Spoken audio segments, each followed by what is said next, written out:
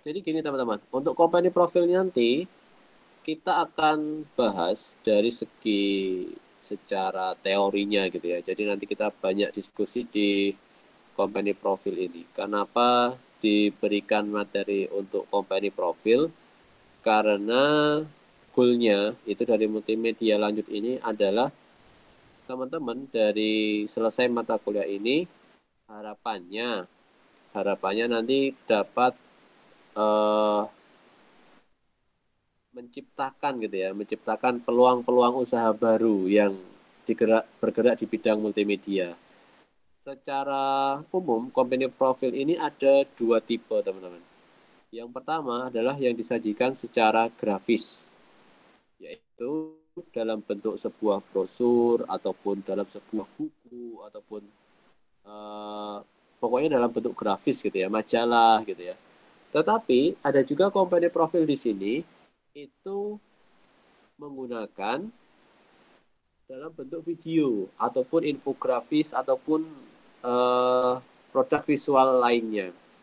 Nah, secara umum konteks dari isi dua mode untuk membuat company profile itu sebenarnya adalah sama. Nah, untuk company profile yang teks itu mungkin memang lebih dikaitkan dengan keahlian kita dalam bidang grafis. Contohnya menggunakan desain, kemudian foto produk, dan lain sebagainya. Kemudian kalau yang dalam video, itu juga eh, mengandalkan kemampuan kita dalam mengemas sebuah bentuk gambar yang dia bergerak gitu ya, dengan menggunakan teknik sinematografi ataupun yang lain-lainnya. Nah, secara pengertian, si company profile ini adalah sebuah dokumen offline maupun online ya. Jadi kalau sekarang kalau zaman dulu sih company profile itu sebelum ada online-online gitu ya. Dulu hanya dibuat menggunakan PowerPoint ataupun secara tekstual lah gitu ya.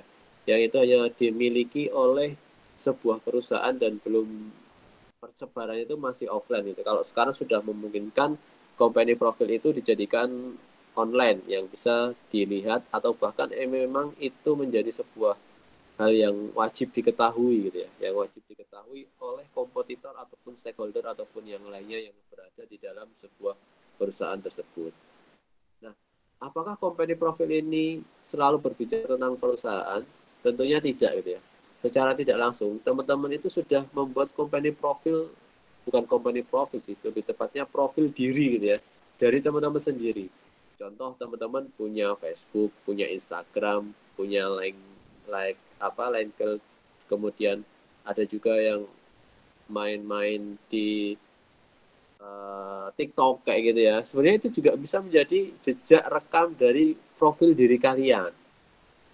Bahkan ada cerita kejadian gitu ya di sebuah ada orang namanya X gitu ya mendaftar di sebuah perusahaan. Nah, perusahaan-perusahaan sekarang itu selalu eh, meminta untuk kita melampirkan sosial media kita. Kenapa dan untuk apa?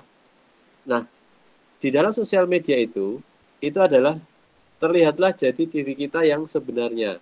Kadang kita suka foto-foto, kadang suka kita share dari orang lain, kadang kita suka membuat status yang apalah gitu ya. Itu semuanya terekam di dalam jejak sosial media. Maka dari itu, untuk sebuah profil diri atau company profil ini memang yang diambil atau yang ditampilkan itu adalah yang sesuai dengan realita yang ada. Walaupun tidak memungkinkan itu di direct gitu ya.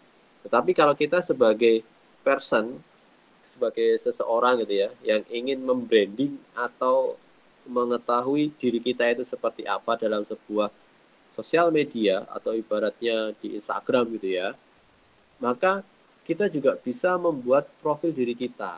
Jadi kalau ada kita melamar pekerjaan gitu ya, melamar pekerjaan ataupun yang lainnya, kita punya senjata bahwa oh ini loh profil saya itu seperti ini.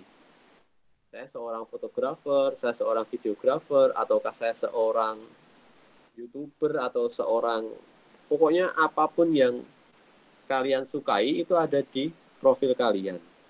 Maka dari itu pernah apa namanya, ada istilah bersosial media lah dengan cara baik, nah gitu ya.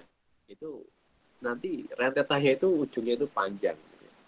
Kemudian lanjut untuk company profil ini adalah tujuannya adalah untuk membuat impresi personal melalui laman sosial media. Tetapi ketika berbicara tentang company profil atau profil perusahaan yang profesional, mungkin akan sedikit lebih sulit. Ya kan? Karena tidak sesimpel yang kita bayangkan company profil itu. Nanti di dalam slide ini, nanti ada beberapa contohnya. Gitu. Nanti ada beberapa contoh dan beberapa apa yang harus ada di dalam company profil itu. Oke, selanjutnya, setiap organisasi atau perusahaan membutuhkan company profil yang hebat. Ini juga terutama yang membuat informasi yang bermanfaat bagi calon customer dan stakeholder. Ini si company profil itu seperti ibaratnya jati diri dari sebuah benda yang tak bernyawa gitu ya. Kan kebanyakan benda yang di company profilkan itu kan sebuah jasa, kemudian sebuah perusahaan, sebuah benda gitu ya. Itu bisa dijadikan sebuah company profil. Oke, kemudian selanjutnya apa saja yang harus ada di dalam company profil. Contoh seperti nama pendiri, founder gitu ya, beserta nama jabatan dari anggota. Kemudian ada nama resmi perusahaan, alamat, nomor telepon, email, website, kemudian aktivitas bisnisnya seperti apa, keseluruhan strategi perusahaannya seperti apa. Nah, ini kalau kita ubah, kita jadikan ke dalam bentuk profil diri, maka yang harus ada di situ adalah kalau kalau teman-teman pernah membuat sebuah CV gitu ya, itu kan ada yang namanya seperti nama, kemudian tempat tanggal lahir, pendidikan, dan lain sebagainya gitu ya. Nah, kurikulum vitae gitu ya. Nah, itu hampir-hampir sama. Cuma kalau si company profil ini, jadi dirinya dalam sebuah company profil itu ada sebuah perusahaan. Nah, kalau orangnya cuma satu, Pak, pemiliknya, nggak punya siapa-siapa, ya ya dia ownernya, ya dia bagian marketingnya, ya dia bagian, pokoknya dia segalanya ya. Itu sudah bisa dikatakan sebuah company belum? Sebuah apa namanya perusahaan atau belum? Kalau menurut saya itu belum bisa dijadikan sebuah perusahaan. Walaupun kita bisa mengklaim, oh saya punya usaha sendiri loh, namanya ini. Ownernya siapa? Saya. Marketingnya siapa? Saya. Direkturnya siapa? Ya saya. Semuanya itu saya gitu ya. Nah, sebuah company profil itu mempunyai sebuah struktur gitu ya. Ada struktur yang itu bisa dijadikan sebagai uh, apa namanya garis di dalam perusahaan tersebut. Jadi ada yang ketuanya atau atas direkturnya, kemudian di bawahnya sampai nanti di anggota ataupun pembantu yang lainnya. Itu baru bisa dijadikan sebagai company gitu ya.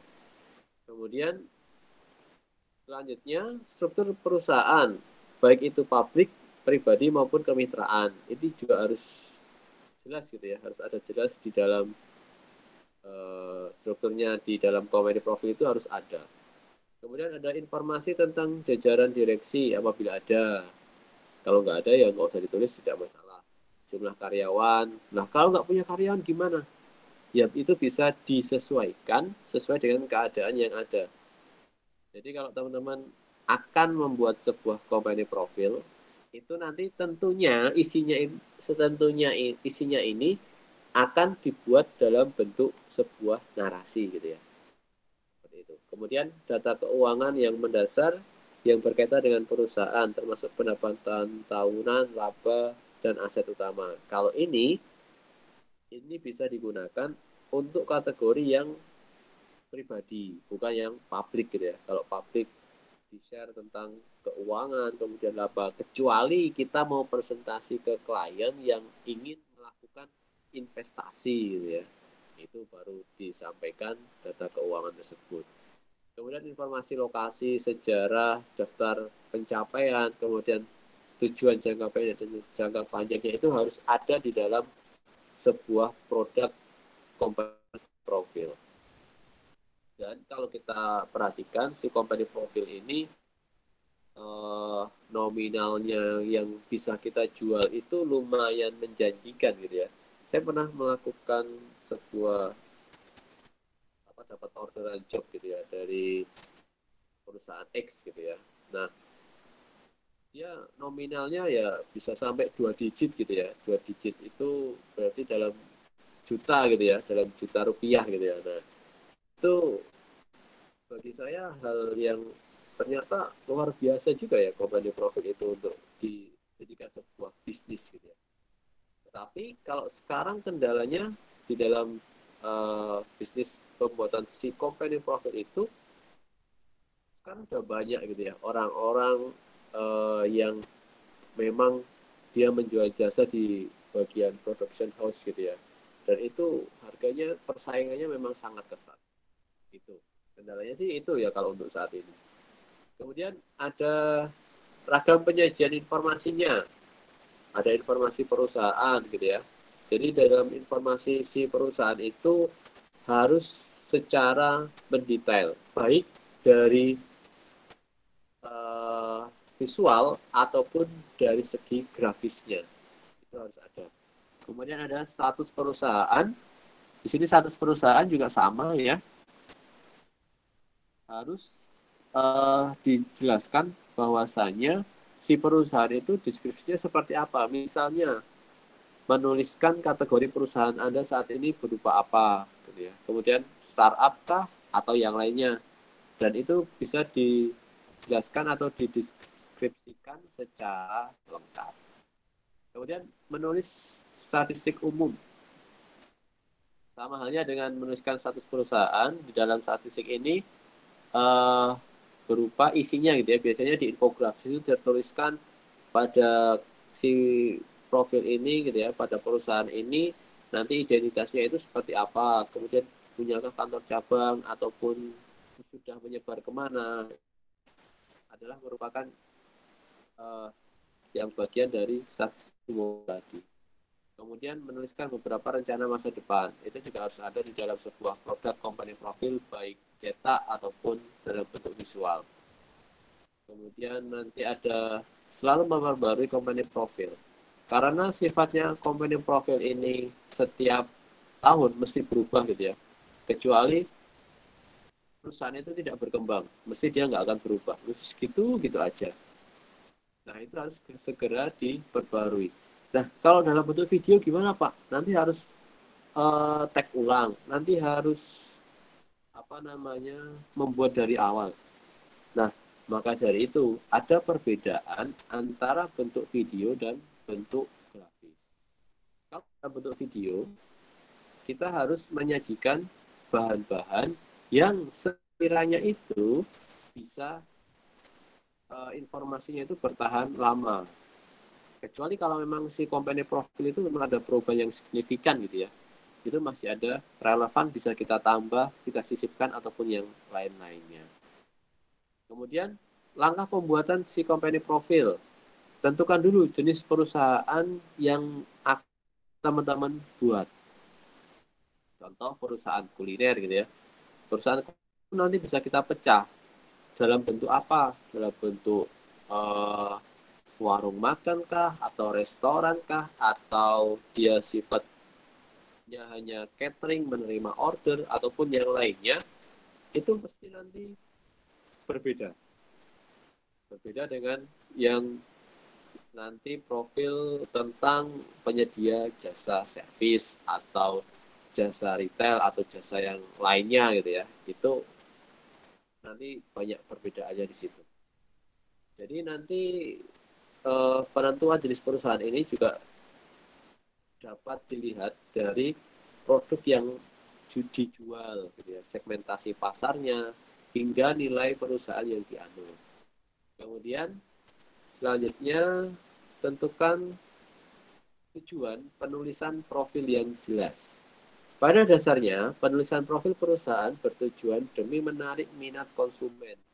Namun tidak akan dipungkiri gitu ya, jika Anda mesti membuat sebuah video profil atau company profil itu menjadi yang semenarik mungkin. Kemudian pertahankan originalitas. Usahakan yang kita sampaikan di sini adalah original, tidak terkait dengan perusahaan yang lainnya ataupun kita copy paste ataupun yang lainnya, itu sudah menyalahi etika gitu.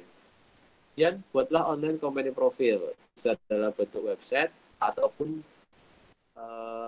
bisa dalam bentuk Instagram ataupun sosial media yang lainnya. Kemudian sebelum company profil itu kita tayangkan, kita sebarkan atau kita publish gitu ya, kita harus melakukan proofreading terlebih dahulu. Jadi nanti pembacaan ulang dari keseluruhan company profil yang telah dibuat, kemudian pembacaan ulang, kemudian di preview ulang, sampai berkali-kali sampai diminimalisir kesalahannya ya, sampai kesalahan itu benar-benar minim, sampai benar-benar minim. Oke, karena kalau sudah terjadi kesalahan di publish gitu ya, kita kan kalau mau ditarik ulang kan resikonya banyak gitu ya. Kadang sudah ada yang nge-save, sudah ada yang capture ataupun yang lain-lainnya. Jadi itu sangat penting proofing untuk menjadikan produk kita benar-benar sudah layak untuk tayang. Oke, nah dari sedikit yang saya sampaikan tadi, selanjutnya kita akan diskusi nih teman-teman.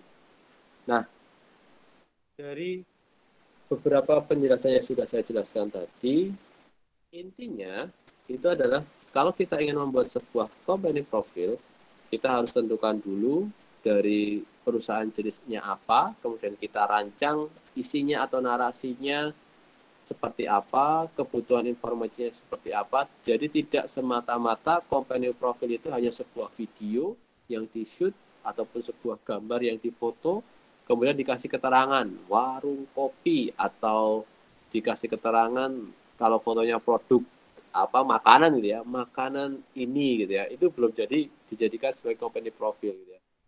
Bahkan masuk ke dalam kategori iklan pun juga belum masuk gitu ya. Jadi company profile itu yang harus ada, itu yang seperti sudah saya jelaskan sebelumnya tadi, itu harus masuk di dalam sebuah apa namanya, sebuah produknya nantinya, baik di video ataupun di grafisnya.